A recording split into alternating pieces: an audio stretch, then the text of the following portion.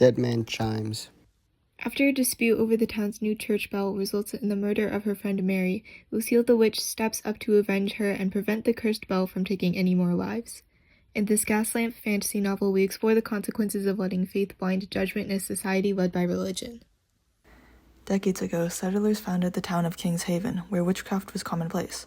However, after a tragic accident involving magic, the town split into two groups: the Viridian Church, who are against all forms of magic, and the minority witch population, who continue to practice witchcraft but are discriminated against by the others. The protagonist Lucille is a witch and close friend of Mary, whose shy demeanor often prevents her from standing up for herself and her beliefs. In a society where witches are shunned, she often finds herself powerless to stop wrongdoing. Fortunately, she meets new friends to support her. Finley, an ambitious rookie detective who will go to any means necessary to solve a case, regardless of how it impacts others. Father Benedict, a devout priest who doesn't dare question the word of God and despises the heretical witches, but eventually comes around to Lucille. Mary, a compassionate Viridian until the very end, her final wish to save the townspeople, even though they wronged her, pushes the team forward. One day, the people bring back an old church bell from nearby ruins.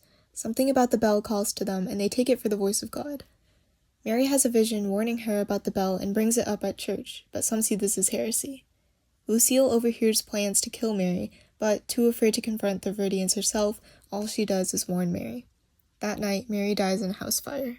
Even as a ghost, Mary continues to fight the bell, possessing the bell and swinging it until it falls down from the tower. Unfortunately, the townspeople don't get the message and start a ghost hunt. Lucille hates to see this violence against ghosts, but is too scared to intervene, fearing what the Viridians might do to her. Eventually, Father Benedict conducts a special ceremony and successfully captures Mary in a vessel, preparing to exorcise her for good. Hiding near the church, Lucille secretly uses her magic to communicate with the ghosts. Hearing her friends' pleas to save the town from the bell, Lucille builds the courage to rush into the crowd and demands that the church members listen to the ghost that the bell is cursed.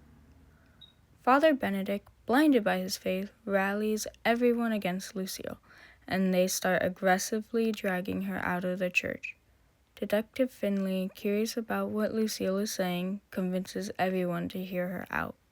To prove his claims, Detective Finley leads an investigation, and he, Lucille, Mary, and Father Benedict venture to the hospital and observe the conditions of various patients, including a witch nurse, a casual believer, and a strongly devoted Viridian.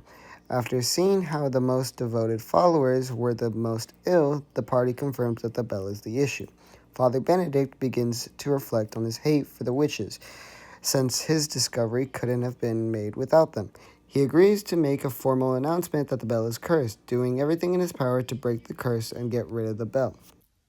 After just a few days, the town descends into chaos and the hospital becomes filled with patients turning to stone.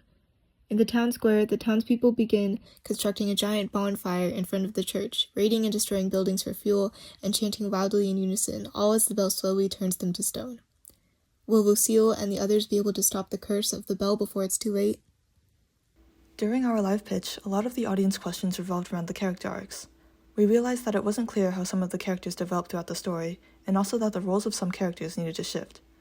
The biggest revision we made was changing the main character of the story from the ghost Mary to Lucille the witch.